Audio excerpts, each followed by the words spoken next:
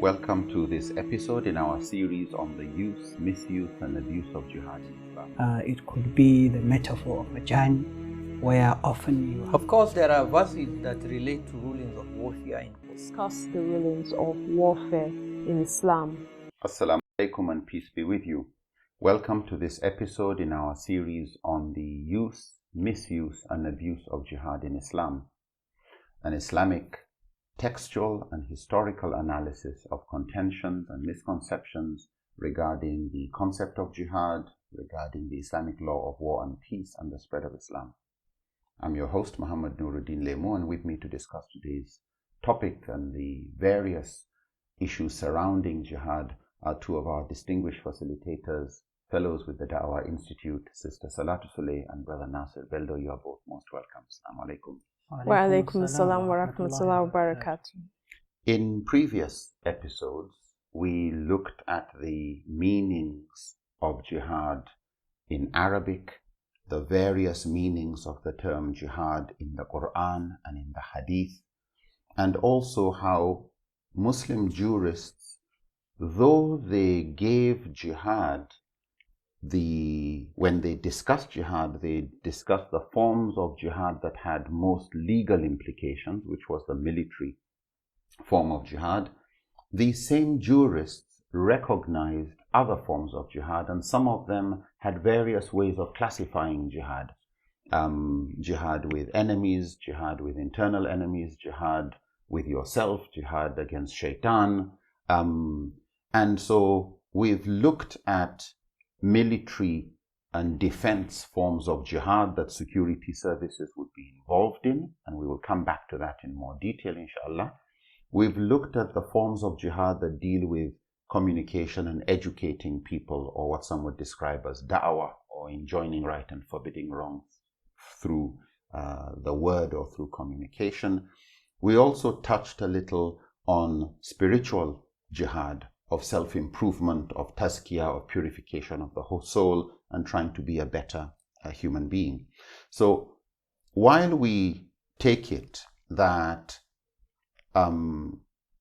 we will always be involved in the spiritual form of jihad, whatever else you're doing, you will always be striving to make sure the reason and the purpose why you do things, that reason is fi sabilillah, to seek Allah's pleasure, to do things in Allah's cause. For most of the time, we're not involved in battles, fighting enemies, and even if that does happen in most society, we've got dedicated people handling crime and criminals, and we've got soldiers, we've got police, and the various categories of people who defend us from security persons, guards, etc. But for everybody else, or for most people, as civilians, we're involved in the daily grind to, survive and help each other in various ways. When it comes to jihad, what are the forms of jihad that civilians would be expected to undertake that will still be recognized as jihad fi sabilillah from the perspective of the Quran and Sunnah? Brother Nasser. أعوذ بالله السميع العليم من الشيطان الرجيم بسم الله الرحمن الرحيم والصلاة والسلام على أسعد النبيين وأشرف المرسلين نبينا محمد وعلى آله وصحبه أجمعين وبعد. Apart from some of the forms of jihad you mentioned as classified or categorized by Dr. Yusuf al-Qaradawi, rahmatullahi alayhi, and other scholars, Sam Qaradawi proposed another form of jihad that he called Jihad al-Madani, where he talked, which is basically the civilian jihad, or what we call societal jihad.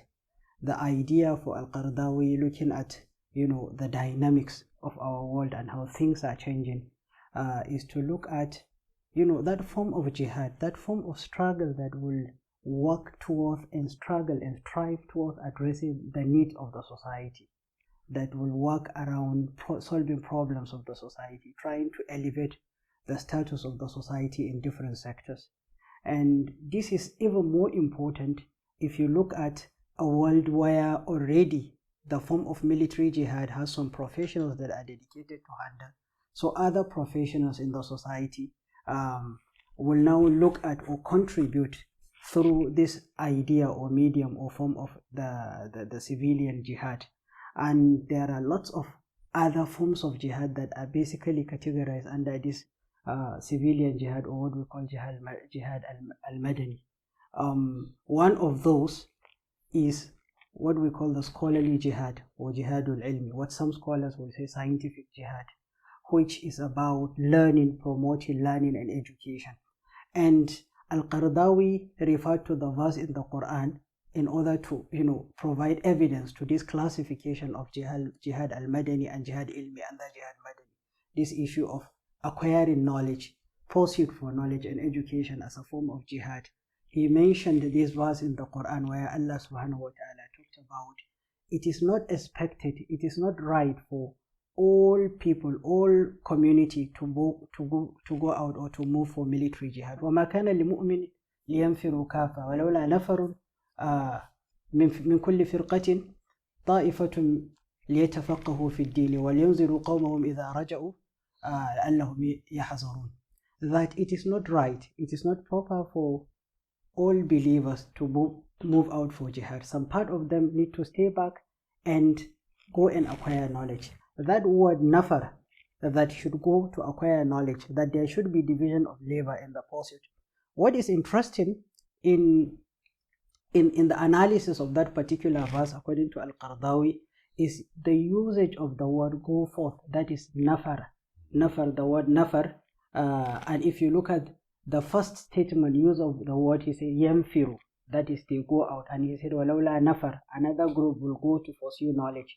So according to Al-Qaradawi, usage of that word going forward, which is equally applied to the military jihad, is signifying by implication that the pursuit of knowledge is another form of jihad.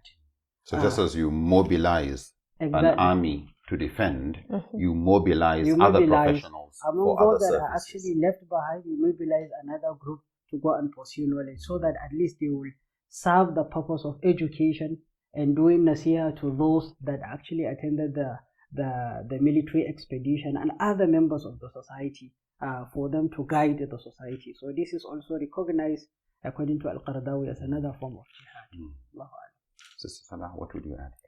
Going back to the verse he just mentioned and the analysis done based on the use of nafaro and yamfiru, one would then see again that, relationship between one form of jihad and the more commonly used or misused form of jihad, that is the military form, or what you might call the militant form, and education.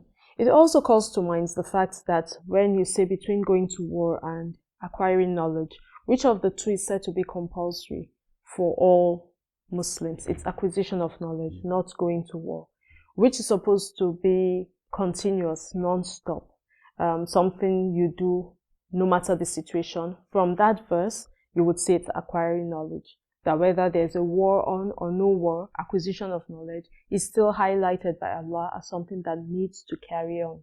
Whereas going to war is something that is seen as contingent upon if the need arises and it's justified. And it has to have a point where it must end. The aim is actually to look for the end of it. Having said that, I also want to add that from various hadith, we see the importance of seeking knowledge as one of the forms of jihad. And there's a specific hadith where it said that whoever sets out seeking knowledge is in the cause of Allah, is, going in the way of Allah, fi sabilillah, until that person returns.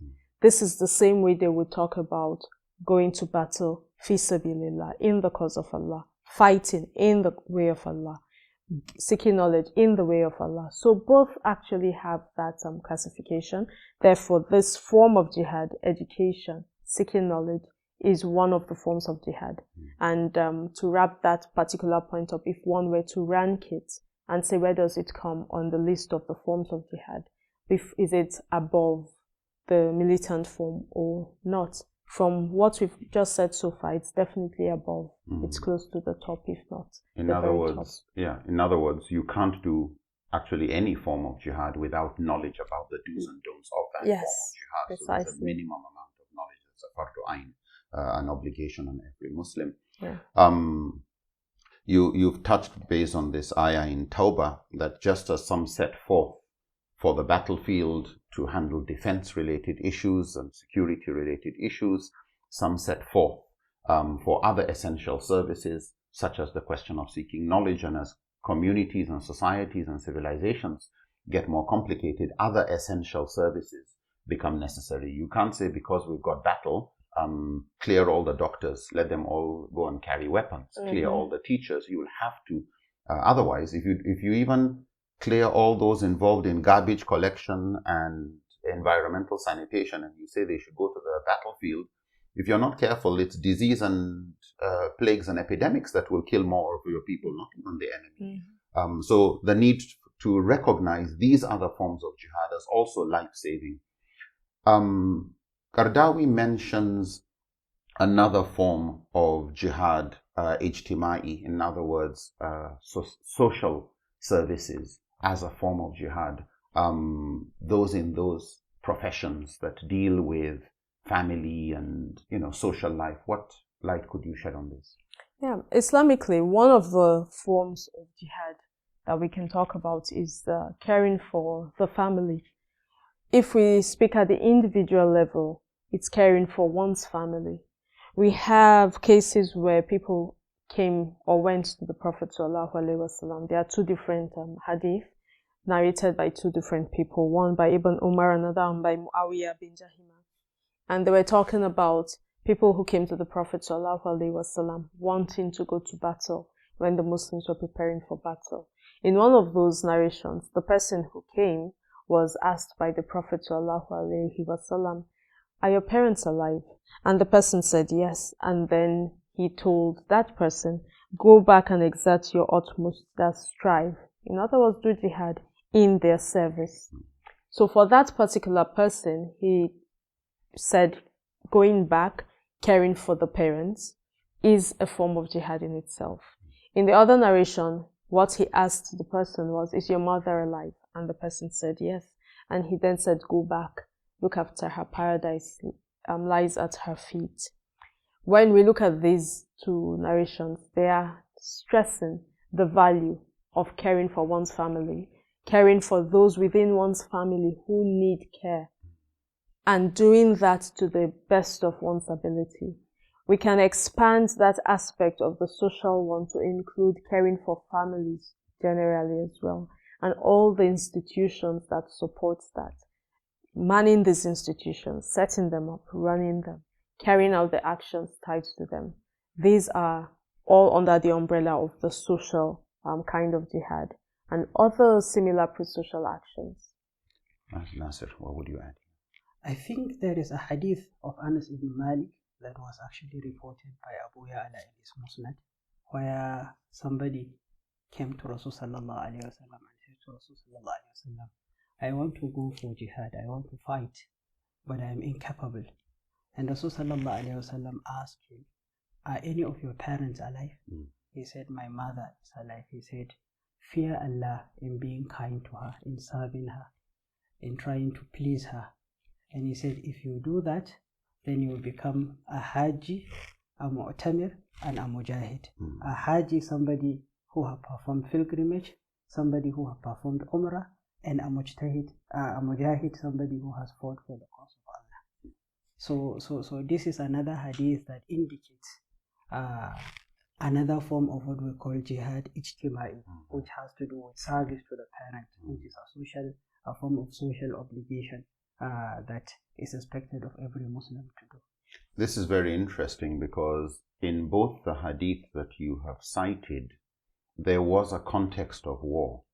There's a context of a person who wants to go for war, but is concerned about his family. Another person is wanting to go for war, but the Prophet ﷺ is asking, do you still have family members? Another person wants to go but just doesn't have the means, and the Prophet ﷺ is letting this person know that in spite of the existence of the need to defend the community, the Prophet did not belittle the need to serve the family. It's unfortunate that we find some people today, even if there isn't a state of war, they don't care about their families. Yeah. We find a state of war, and the Prophet is actually explaining that in spite of what you would describe as emergency situation, the Prophet is emphasizing to some people the need to take care of family. Be Yes. kind to your parents. Your jihad is in serving your parents. In another hadith, the greatest, the best among you are those who are best to their wives or best to their families.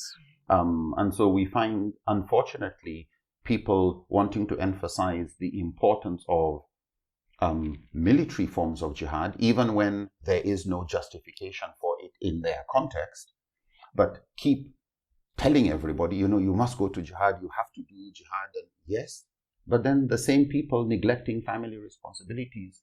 So the need for us to recognize that we don't abandon one form of jihad for another form of jihad, to recognize that we have to take a balance, we have to, and especially in the context of civilians, really not play with the good we do to our families, as this is a form of jihad that can take you to Jannah. Malam Nasser, within civilians, something that takes a lot of our time is trying to earn a livelihood, business, economic activities. Our various professions usually run around also making money apart from the services that they offer. How much of a jihad is economic activity and activities that boost and run the economy? That struggle to earn a living, to make money, to feed oneself and to feed his family legitimately, or to even work for the economic growth of the society and development, to make a society develop, to create economic value. That kind of jihad is what scholars call al-jihad al-iqtisadi, where the focus is about this legitimate earning, making money for the greater good, for development of society. And there is a hadith that was actually reported by Imam al-Tabarani in his Mu'jam al-Saghir, where a companion narrated, Ka'b ibn Ujra, narrated that one day they were together with Rasul sallallahu alayhi wasallam, and a man passed them, a man who appeared to be very strong and energetic. And the companions were amazed, and they said, how do you wish this particular person will commit his energy and his strength for fighting in the cause of Allah? And Rasul sallallahu alayhi wasallam responded to them by saying, if he is out there struggling for him to feed his children or his babies, then that is another jihad for the cause of Allah. Or if he's doing that to help his old parents, or if he's doing that to help himself earn a legitimate income, have a better life, these are all examples of struggling for the cause of Allah. But he said, if he is doing that to show up, to show some pride, that is for the cause of shaitan. So basically what this is saying is, now going out there, struggling to earn a living, to make money for your own well-being, for the well-being of your family, for the development of the community, creating value, building company, building business that will create jobs for people, that will help, enhance the well-being of the society, is another form of jihad. That is, of course, with the caveat that this is done fi sabilillah, that we all talked about at the very beginning. So this is another example from the Sunnah of the Prophet sallallahu alaihi wasallam with regard to jihad al-iqtisadi, as its name, as an example of what we call jihad al-madini as a subset. This is very interesting, and I remember somebody saying, doing something fi sabilillah doesn't mean free sabilillah. Oh, yes. The Prophet sallallahu alaihi wasallam said the honest merchant would wake up side by side with the martyrs, those who died in battle on the Day of Judgment. In other words, the value of the honest businessman is being equated with the value of those who died defending the communities. And it's very interesting that Abdullah bin Umar in one narration said, next to dying in jihad defending the community, I pray Allah that I die doing business. And very interesting discussions by a number of scholars on this subject area, because if you look at, who keeps you alive in times of war, it's the security services with Allah's support. When there's no war, who keeps you alive? It's those who provide jobs. It's those who provide food. It's those who bring food. It's those who make medicine. It's those who administer medication, from the healthcare system to the various professions. It's those who clear garbage and make sure the environment is clean and prevents it from getting infested with insects and then all the other plagues and epidemics that kill people. And so when we look at the economic side of life, the maqasid of hifdul mal and preservation of wealth and its enhancement, what you mentioned about job creation, because what job creation does is it gives people dignity. It prevents them from going into crimes. It makes it possible for people to earn enough to do more sadaqah, to help each other and help the helpless, those who are disadvantaged in any way, those who are orphans or who really can't survive on their own and need others to help them.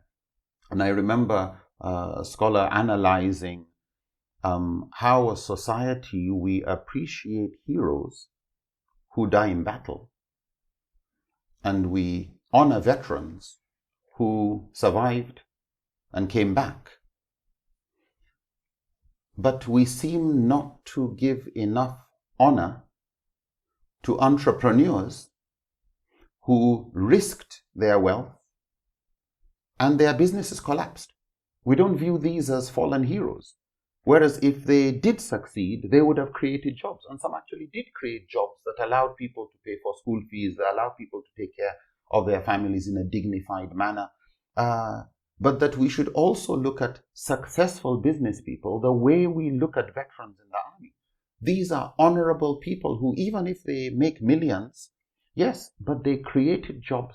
They created dignified lives. They took people out of poverty. They helped families prevent some of their own other relatives from, sliding into poverty and lives that were, sometimes very wretched lives. And, the need to appreciate this form of jihad, that even though people make money, so long as it is halal, they are able to pay zakat, they are able to, run their businesses. The business can sometimes be a sadaqatun jariyah, that even after the person has passed away, you actually find them getting reward because of their good intention, because they are realizing a maqasid of Sharia, and they are doing it in an ethical manner that is fi sabilillah. Sister Salah, you touched earlier on the importance of education and the pursuit, and I think we've touched that. I'd like you to look at other forms of jihad in caring for others. What would you add for civilians? For civilians, when we come back to education jihad, educational jihad, if you will, we can also talk about the building of schools, educational institutions, because schools represent one form of education, but any institution or structural process by which people are trained to acquire knowledge in any kind of field, that's education. So building such institutions and supporting them is also a form of jihad. When one looks at the importance of this, especially when you're talking about the young people, you're looking at the grooming of another generation. another generation of humans, another generation of parents, another generation of, say, politicians, business people, another generation of Muslims even, grooming them and raising them in a way that actually helps them represent Islamic ideals properly. Throughout this series, we have mentioned, and we'll keep mentioning, misconceptions, misunderstanding. So even building institutions and educational programs that helps to clear those misunderstandings, that helps the young people to grow into Islam with a clear idea of the ideals as they are found in the Quran and Sunnah. All of these are forms of jihad that can be undertaken by individuals, can be undertaken by groups, can be undertaken by people in the government service, as long as we've said before, there's fi sabilillah, there is justice, there's balance, and the method used is permissible. That is a form of jihad. And so for all the forms of jihad that we have touched on, whether it is training in the military, whether it is training in social services, whichever it is, you need education. Yes, and definitely. One of those things is that the search for knowledge is an obligation, and for some everybody. people, and so just as the teacher, in fact, the student that is studying hard is actually called a talib mujtahid. It's a studious, a hard-working student. We find the word jihad associated with that. With mujtahid, yes. With the mujtahid, but the scholar is also a mujtahid because of that striving. And as you've mentioned, there's the maxim in Islamic jurisprudence, "Ma la yatim al-wajib illa bihi fahuwa wajib." Whatever is a prerequisite for something that's an obligation is itself an obligation. Yeah. And so if we must have scholars in all fields to save and move community forward to realize the maqasid, then we also must have where these scholars are produced. We must have universities, we must have the secondary schools, we must have the primary schools, we must have an educational system, and all those involved in pushing that forward are involved in the jihad. The key thing is for them to do it fi sabilillah, also seeking Allah's pleasure while they're getting their salaries, but to pursue excellence in that area. Moving on to other areas to do with the healthcare system or the environment, what would you say are forms of jihad that need to be recognized or highlighted? Okay, forms of jihad that should be recognized, highlighted, include jihad in the healthcare sector, such as the building of hospitals, health centers, the setting up of institutions that prepares people to play these roles within the healthcare system itself, the establishment of a healthcare system that's sustainable, that achieves the aim and the goals of the health of people within the community. Other forms also include not just the health of people, but the health of the environment itself. There's a lot of talk now about the green environment and green spaces. So any institution, any structure that helps ensure that the earth is greener and the greenness of the earth is protected, it's promoted, it's enhanced.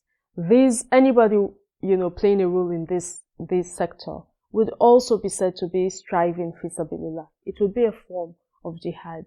Islamically, we know the importance of the environment from the verses on this matter as well as hadith of the Prophet sallallahu alaihi wasallam.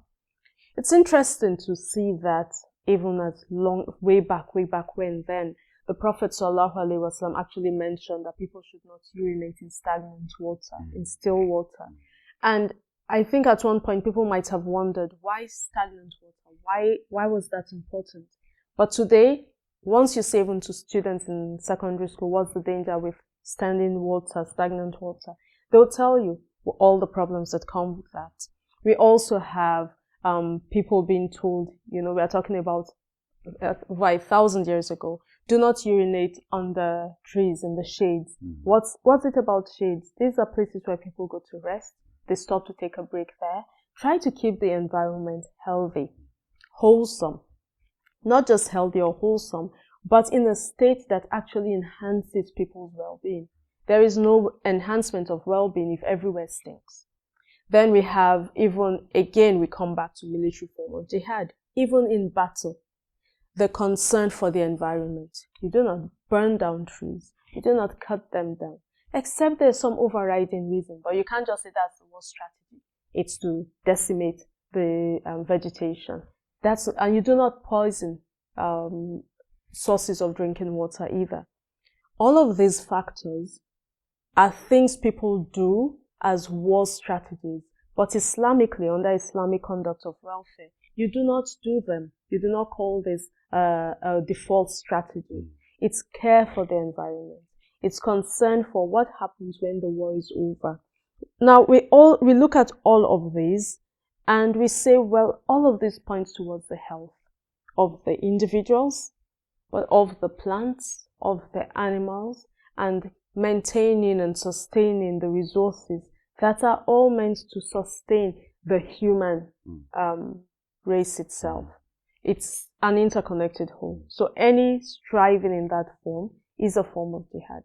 This is the only planet we have, and so if we destroy it, if we allow climate change to carry on, it is to our detriment. And so protecting people, protecting animals, protecting lives is a form of jihad, for which the Quran actually puts that Allah has revealed even in past revelation, that to save the life of one person is to Allah like saving the life of humanity. We have the hadith of the woman who was forgiven all her sins because she gave water to a thirsty dog. We have Prophet Nuh alayhi salam being required to protect biodiversity before a flood came to save other species of animals. We have the hadith of the Prophet sallallahu alaihi wasallam recommending that even if the day of judgment was to find you trying to plant a tree, go ahead and finish planting it. We look at day of judgment, what's the use of doing anything? And yet the Prophet sallallahu alaihi wasallam says, go ahead and plant it. How much more when we don't have day of judgment? We actually do have time on our hands. Shouldn't we be planting more trees, but probably even more importantly, protecting existing trees and vegetation? Muhammad Nasser, what would you add to this? I think that is even why, if you look at this hadith where Rasulullah said, the best of mankind is the most beneficial of them. Khairun nas man yanfa'un nas wa anfa'uhum lin-nas. That the person who brings benefit is the best amongst mankind. Various community services that are critical to maslaha, or what we call public interest, that are trying to prevent loss of life, trying to prevent the community or society or a portion of the community from harm, from corruption, from fear, khawf, from fitna or fasad, destruction in the society, are categorized or considered to be what we call essential services in the society. And these are looked at or categorized by scholars of Islam as fardu kifaya, or what we call collective obligation, which is the responsibility of leaders. And of course, the services that are actually trying to address this, depending on the situation, could be all the occupations and the jobs that are available in social services in our society, like the police services, the military force, or the armed forces, the healthcare sector, environmental sanitation, jobs around refuse disposal, jobs around a lot of things to do with the community and trying to ensure that the community is operating normal, that are tied to the essential services or basic needs of life. And interestingly, this kind of services are not in any way less when you look at their implication and the role they play. If you just imagine a breakdown in this kind of essential services, the harm, either short-term or long-term, it might create to the society will be similar in terms of destruction or problem it might create will be similar to a conflict or war that might befall a community or might happen to a community.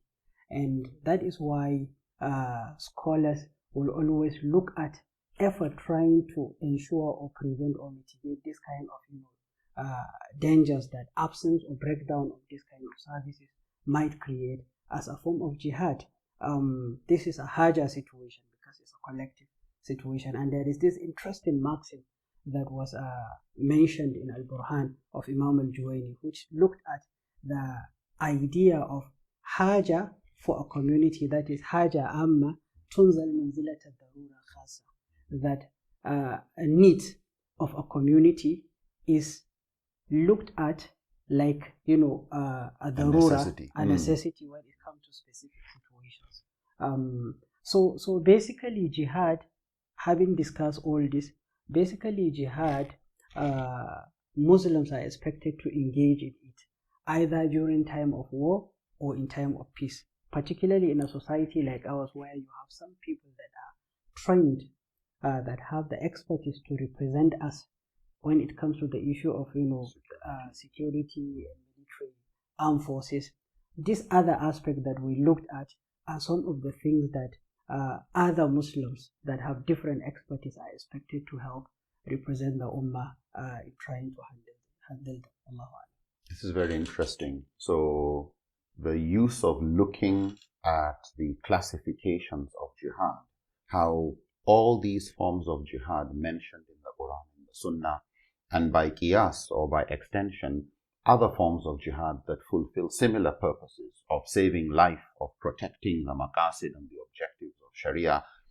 These are all forms of struggling and striving that are meritorious. They are all forms of jihad that require us to prepare for them the way we would prepare for anything that will take us to Jannah.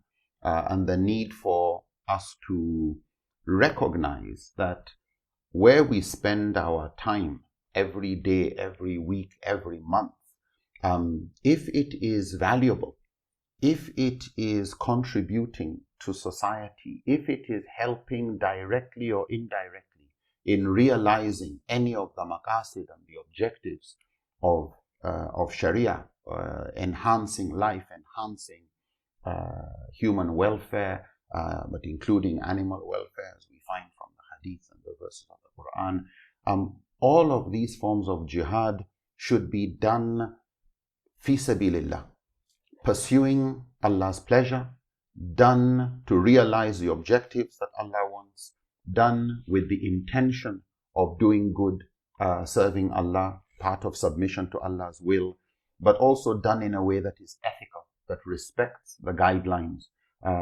from the Quran and the Sunnah. And probably not less important, as the Prophet ﷺ said, that people should do things with itqan, with excellence, with professionalism, with ihsan, the way you conduct yourself as a military person with discipline in trying to achieve the objectives of defense. So also should a doctor and a teacher and a trader or a business person or a caregiver do their thing the way they would do an act of ibadah. If it is serving Allah, we do that knowing that this is something that is rewarded, and that is your jihad, whether it's taking care of your family, selling kose or food by the roadside is a jihad if that is your way of earning halal income and protecting yourself from wrongdoing and taking care of your family. If you are a vulcanizer and that is your way of earning income, that is your jihad. If you're a journalist, that is your jihad. If you're a teacher, that is your jihad. If you're a taxi driver, that is your jihad, because you are giving a service to humanity. We pray that this is also part of our jihad to enlighten people. And I think this idea brings to life the claim of universal, claim of Islam as a way of life, because then and also it makes the idea or the concept of jihad in its very broad, interpretation or perspective central to the life of a Muslim. I think if Muslims will begin to appreciate and understand and look at the jihad within this broad perspective and become conscious of the fact that whatever they do in life, there is a way that Islam guides you. There are principles that guides the way you operate, and you are trying to serve Allah. You are doing it fi sabilillah, and therefore you are doing jihad. It makes us become more conscious of the need for us to be ethical and obedient to Allah in the way we discharge and run our lives, and that shows or shines light to the claim of universality of Islam as a guide to human or Muslim life of a Muslim generally, and also instead of restricting jihad to one aspect of it, it's now projecting it in a much broader sense, and is trying to bring life to the whole concept and make Muslims become more appreciative of their own tradition. And so that we don't restrict jihad to just the juristic legal forms, but look at it also from the economic, the political, the social, the educational, the environmental, healthcare perspective, the broadness that the Quran and Sunnah actually give. And I think just to end on the note, to remember that it should be fi sabilillah. Fi sabilillah basically means in the cause of Allah, that the objective is what Allah wants and the way it is done is what Allah wants. So the intention is in line with God's cause, the objective is in line with God's cause, and the conduct is in line with God's cause. Not that fi sabilillah means it is free. But it is done the way Allah wants. If you do decide to do free, well, that's also fi sabilillah. But if it is not free, a service given, professionally done, that is fi sabilillah, so long as the intention, the objective, and the means are fi sabilillah, what pleases Allah. May Allah accept it from us all. May Allah guide us all. Jazakumullahu khairan. Thank you very much. Until next time, Assalamu alaikum wa rahmatullahi ta'ala wa barakatuh.